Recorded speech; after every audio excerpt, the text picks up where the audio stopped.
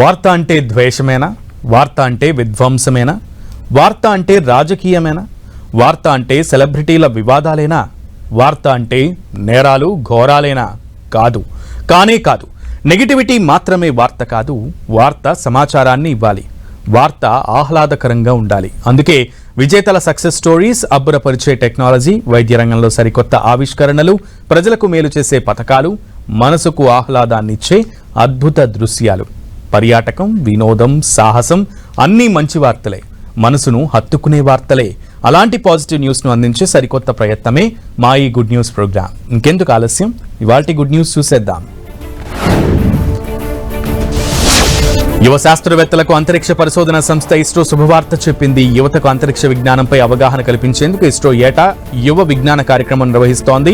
ఈ ఏడాది చేపట్టబోయే కార్యక్రమానికి 9వ తరగతి విద్యార్థుల నుంచి దరఖాస్తులు ఆహ్వానిస్తోంది.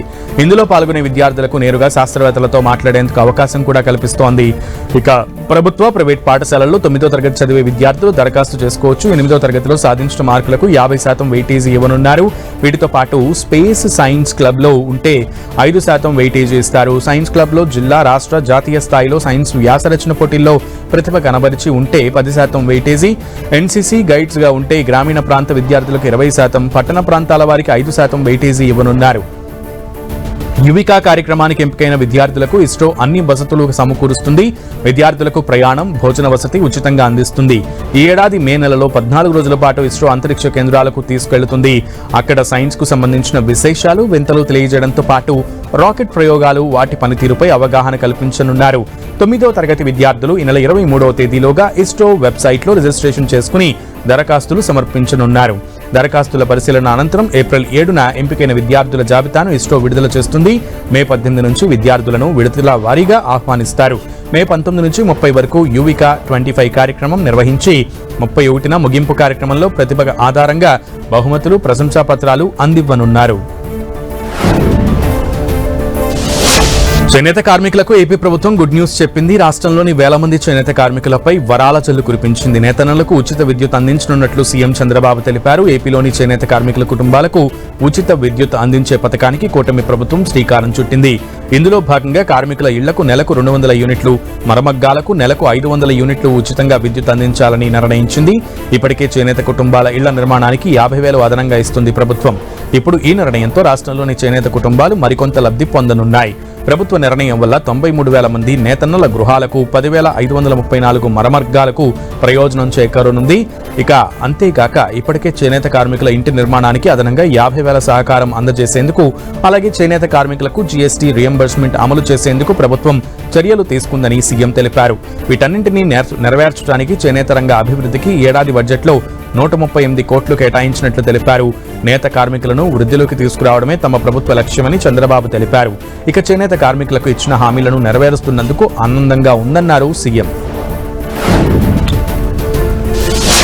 లోక్సభలో ఆర్టిఫిషియల్ ఇంటెలిజెన్స్ ఉపయోగించేందుకు కేంద్ర ప్రభుత్వం కసరత్తు చేస్తోంది. వివిధ భాషల్లో పార్లమెంటరీ చర్చలను ప్రత్యక్ష ప్రసారం చేయడం, ఎంపీల పార్లమెంట్ రికార్డులను నమోదు చేయడానికి సహాయపడే ఏఐ చాట్ బాట్ ను అభివృద్ధి చేయడానికి చర్యలు తీసుకుంటుంది.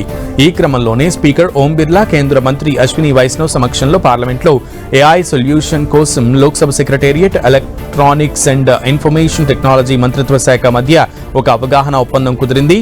సంసద్ భాషిని పేరుతో ఏఐని అభివృద్ధి చేయనుండగా పార్లమెంటరీ డేటా రికార్డ్ చేసేందుకు అనువాద సామర్థ్యాలు, ఇతర సాంకేతిక నైపుణ్యాన్ని అది అందించనుంది. సంసద్ భాషిని మల్టీ లాంగ్వేజ్ సౌలభ్యాన్ని పెంచుతుందని, సభా డాక్యుమెంటేషన్ను క్రమబద్ధీకరిస్తుందని, సాంకేతికత ఆధారిత పాలనలో దేశ స్థానాన్ని బలోపేతం చేస్తుందని అశ్విని వైష్ణవ్ తెలిపారు. లోక్సభ సెక్రటేరియట్ తరపున Lok Sabha secretariat joint secretary Gaurav Goyal ఈ అవగాహన ఒప్పందంపై సంతకం చేశారు. సంసద్ భాషిని పార్లమెంట్ సంబంధిత పనులను సజావుగా నిర్వహించడానికి, సభ్యులకు అన్ని భాషల్లో ఒకేసారి కార్యకలాపాలను అందుబాటులో ఉంచడానికి ఉపయోగకరంగా ఉంటుంది. దీంతో పార్లమెంట్ సభ్యులు, పరిశోధకులు, విద్యావేత్తలు ఏ భాషలోనైనా పార్లమెంట్ చర్చల అనువాదాన్ని సులభంగా పొందగలుగుతారు. ఇక ఏపీలో ఫారెస్ట్ అకాడమీ ఏర్పాటుకు కేంద్రం గ్రీన్ సిగ్నల్ ఇచ్చింది. అటవీ శాఖ సిబ్బందికి సంబంధించిన శిక్షణను బలోపేతం చేసే దిశగా తూర్పుగోదావరి జిల్లా దివాన్ చెరువు సమీపంలో రాష్ట్ర ఫారెస్ట్ అకాడమీని నెలకొల్పాలని రాష్ట్ర ప్రభుత్వం నిర్ణయించింది.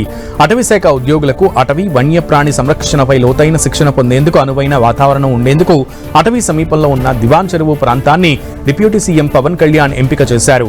అయితే రక్షిత అటవీ ప్రాంతాన్ని వినియోగించుకునే విషయంలో కేంద్ర పర్యావరణ అటవీ మంత్రిత్వ శాఖ నుంచి అనుమతి కోరుతూ రాష్ట్ర ప్రభుత్వం కేంద్రానికి లేఖ రాయగా తాజాగా ఫారెస్ట్ అకాడమీ ఏర్పాటుకు అనుమతిస్తూ కేంద్రం ఉత్తర్వులు జారీ చేసింది.